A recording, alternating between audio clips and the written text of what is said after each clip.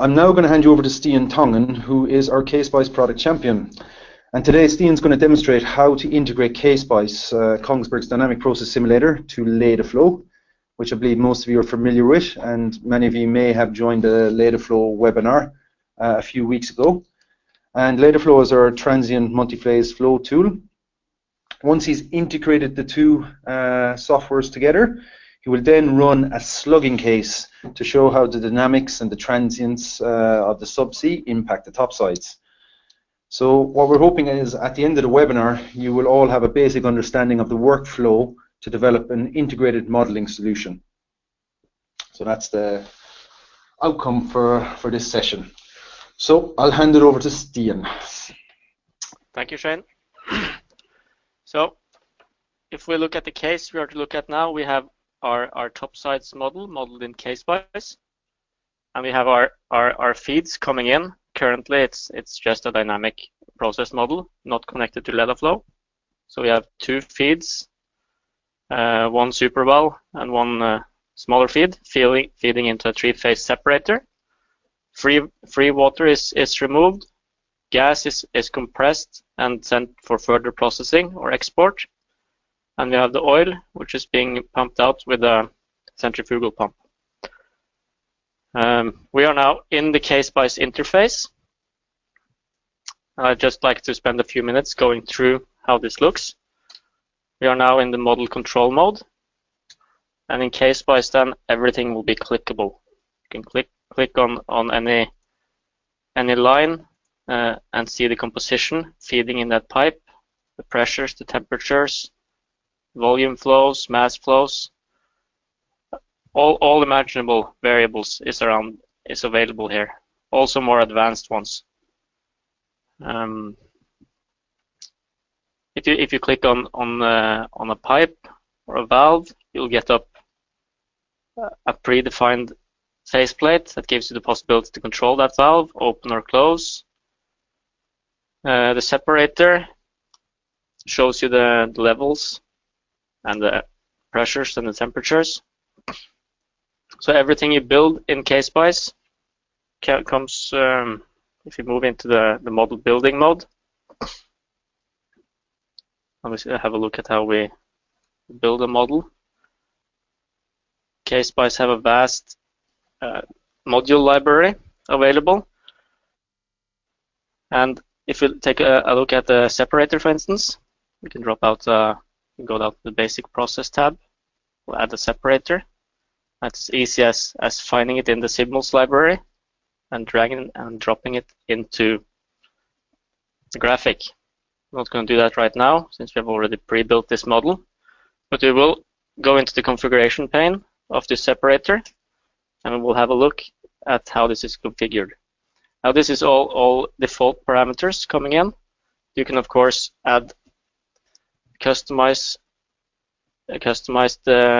parameters to tailor this simulator to your own plant or the concept that you're trying to model. So if we then run the model dynamically, we have that up here in the model control pane. We press play. We are now running the model at about 40 times real time. So now the model is perfectly steady. We can introduce a step change. So I'm now navigating down to the level controller. We have a level transmitter here, which is connected to a level controller, controlling the valve on the downstream, the centrifugal pump. I will introduce a change in the level. Say we move the level down to 1200 millimeters. And you can see how the level controller responds to the step change. You can see we have a small undershoot before it brings it back up to set point. So we'll just bring this back to 1500 for now. So we're back to starting positions before the integration part. So to give you a short overview before we go into the LedaFlow model, I would also like to show you that I've dropped out a lot of pre-made trends in the graphics around here. Any trend can be dropped out just by clicking the trend view and clicking and dragging the trend and dropping it into the graphic. So I've done this here for the separator pressure so that we can easily follow that as we do the integration part. I've also put a multiphase flow meter for the secondary feeding into the system, where I have the 3 phases, the blue being gas, green oil, and the red water. And down here we see the separator level controller and how that is working. That is now back on set point and is steady state. And up here in the top right corner, we have the compressor map. All of this is, of course, readily available. This isn't anything that's custom made. Clicking the compressor, you have the compressor map right there, readily available. I've just dropped that out. So this will be our topsides model. We will now connect this to a subsea model, starting at the well and moving into a pipeline. So if we go back into LedaFlow, we can see here that I've preloaded my LedaFlow model here. It consists of a well with a slight incline and then a vertical section, and then out to the manifold. And we have our flow line and the riser, which is have a little bit of a shape, and then coming into the riser itself, and then up to topsides. This well is consists of the 2 pipes. It has a reservoir inflow. It has a choke valve, a shutdown valve which is fully opened, and a gas lift downstream the production choke valve. So for this demo, I have specially made a slugging scenario where I've choked back the production choke valve so much that we have a too low velocity in the riser, and we create a slugging scenario based on running the riser in an incorrect mode. So this is the flow rates. We are then looking at topsides the riser. You have the gas flow, the red one here. The oil is here, the green one, and you have the blue being water. And you can see we have some nice slugging going on, moving out to the top sides. So if we now want to integrate this model to K-Spice, all we need to do is actually go into the boundary endpoint, and you go to properties, and we select couple simulators. This node will then turn yellow, indicating that it will be a connection point to a different simulator. And all we need to do then is to take this model and save it out to a predefined location within the K-Spice project. This has already been done, of course, pre-prepared, so I'm just going to cancel this dialog.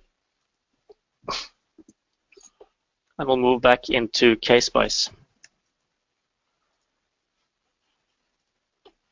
So to add the LedaFlow model into K-Spice, we will now go into the model building mode. We then get all the tools available for building a model. We'll go back into the symbols library, and we'll navigate down to the LedaFlow blocks. And we will select the LedaFlow interface. And we will just drop this into a space where we have room in the model.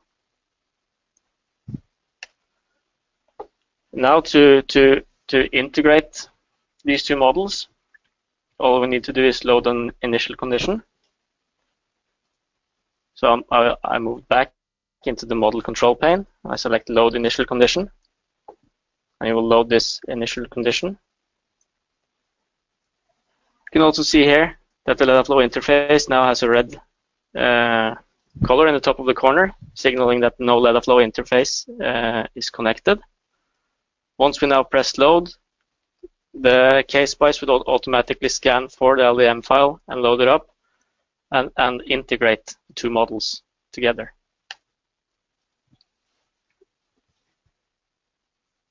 So this will just take a short period of time. Oh. There we go. And then you can see the LedaFlow interface turn green, and the two modeling softwares are now fully integrated. So you can now press play, and the two softwares run perfectly in parallel. However, they have no connection points to each other, and they do not interface with each other besides running in parallel. So what we want to do is then remove this secondary feed coming into the three-stage separator and replace it with our LedaFlow model, the well and the flow line. So you go back into the building mode, and we select the feed 2, and we delete this part.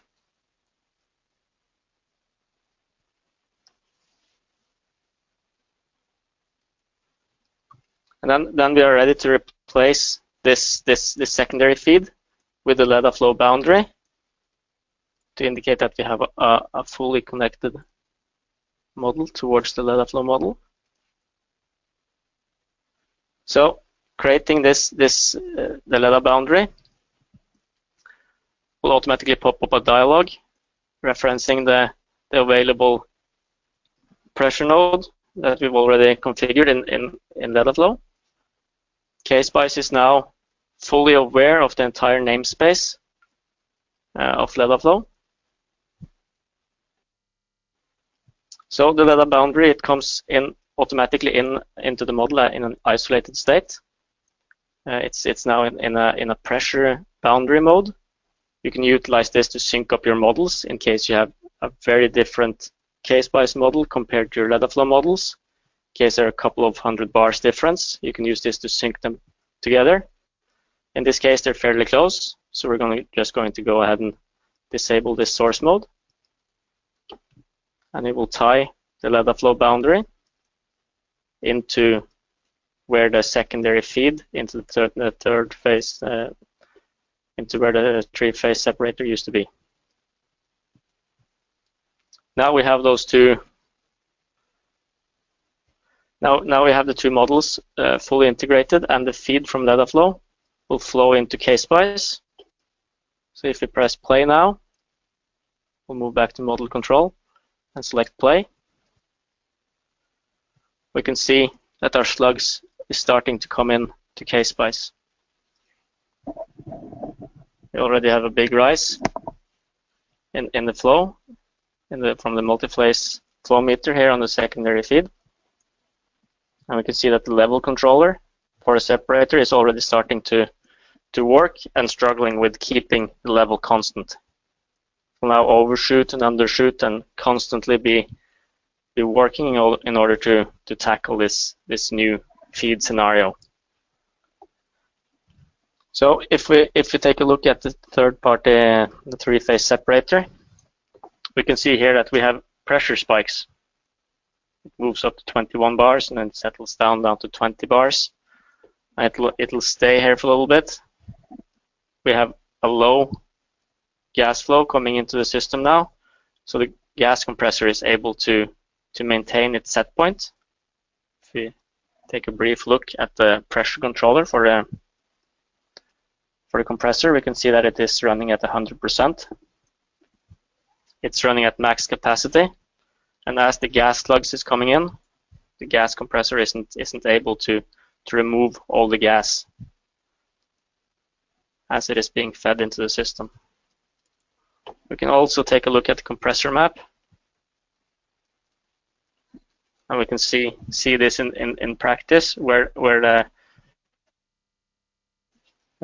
compressor is wanting to push more, but it loses its head, and it has to increase the suction pressure in order to be able to push out the rate that we are required to maintain set point. So this is the only thing we need to do to integrate two LedaFlow models. However, now we are blind to the LedaFlow model and we have no control over it. So the next step then would be to build a shadow version of the LedaFlow model. So we'll bring the K-Spice model back into pause. We'll go into the model building tab. I'll browse down to the LedaFlow symbols. We'll find our Leda pipe. And we'll add this in, and we'll add a representation of the flow line and riser. So this comes in with a default name, Leda pipe 1. We're just going to keep that. I'm going to create this block. With K-Spice being fully aware of the namespace, it now gives us two options in LedaFlow if we either want to represent the flow line and riser or the well itself. For this block, we're going to let it represent the flow line and riser. We'll add another Leda pipe to represent the well. We'll call this Leda pipe 2. And now, since we've already created one, there's only one left available. And K-Spice will automatically suggest the secondary instance that haven't been seen before in the model. We'll also add in the Leda choke valve, which we will find down here under the Leda valves. We'll add this in. If we remember back, we had two valves in the LedaFlow model. We had the shutdown valve and we had the choke valve. So that gives us two options. I'm now choosing just to represent the one valve, so I will just represent the choke valve. And then I will select the HCV here. You can also configure the opening and closing times. We'll just leave all the parameters default for now. And we will also represent our Leda well, the inflow index that we have in LedaFlow. So all of these are now shadow representations of the corresponding models in LedaFlow. And we can run the model at any time. This doesn't need any additional parameterization. So we'll go back into the model control and we'll run the model a little bit. And we can then see what kind of new possibilities this gives us. So the Leda valve will come in with the position that it has in LedaFlow. It's currently at 40%. This valve is fairly choked back. And we have a fairly big capacity in the flow line and riser, which gives us this slug pattern that we see here. Clicking on the Leda pipe, we have a lot of profiles automatically available. We can look at how the pipe looks by clicking the elevation profile. We have our flow line and riser here. We can look at how the mass flow rate is coming, the total mass flow rate is going through the model.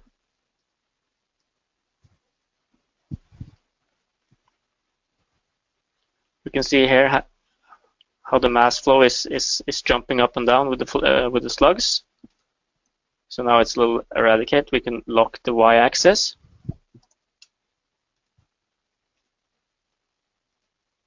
Set some reasonable numbers here. And we can see how the slugs propagate through the flow line and riser. Once that's pushed out one completely, a new one will start to form due to the low velocity in the riser. We can also bring up any kind of trends from these pipes. We can look at the total liquid volume, for instance, in the pipe. And you just need to right-click on any value and display that as a trend. You can enable history to make sure to save these values for later use. And we can see here that we have an increasing liquid amount in the flow line and riser. before there's a plug happening, and it forces and it purges the riser. You can see that this corresponds to the slug pattern.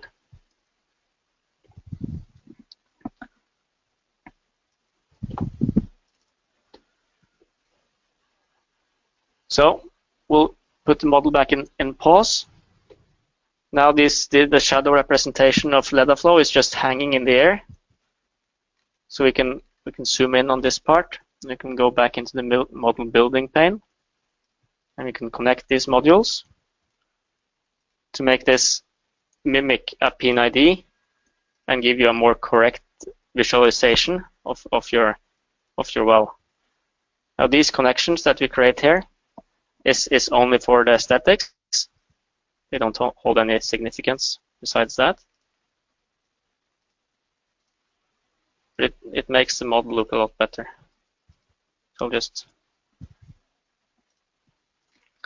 So now all the modules that we have, that we represent in K-Spice, will give us full control over the LedaFlow model, so that we don't need to actually launch LedaFlow for any particular reason, besides if you want to make any actual structural changes to the LedaFlow model.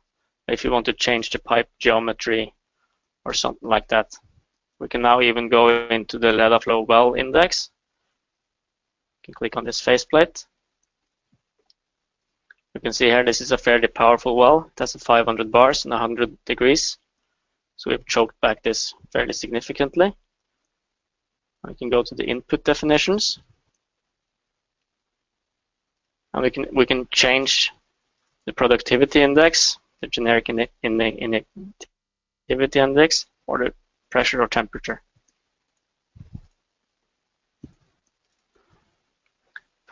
For the valve, we of course just have the possibility to open or close it. If you want to change the actual CV of the valve, you will have to go into the LedaFlow interface if you want to.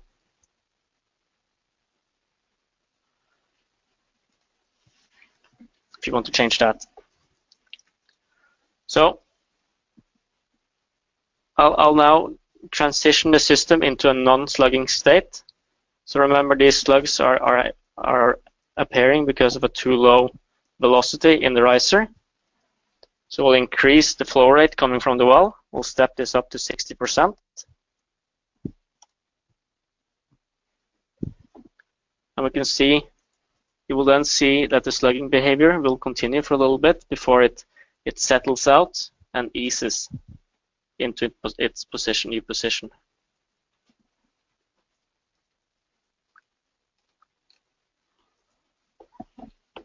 While we wait for this to happen, we can have a look at the separator pressure. We can see that it has its peaks.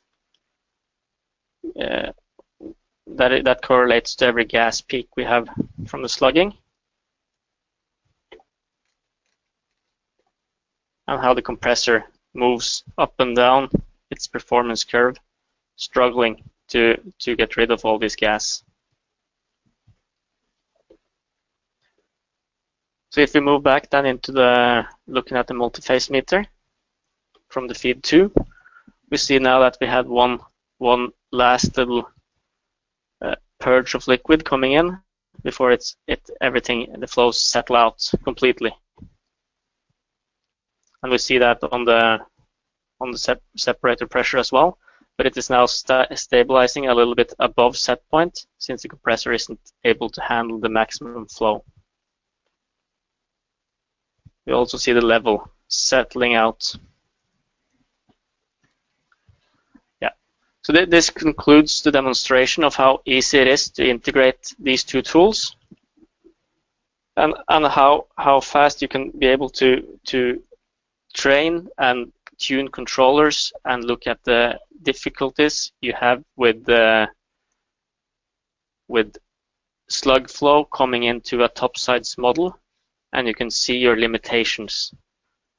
Making sure that you have a big enough separator, good enough properly tuned controllers, as they can affect each other if one of the controllers starts to oscillate, and that will make the controllers downstream or upstream oscillate as a result.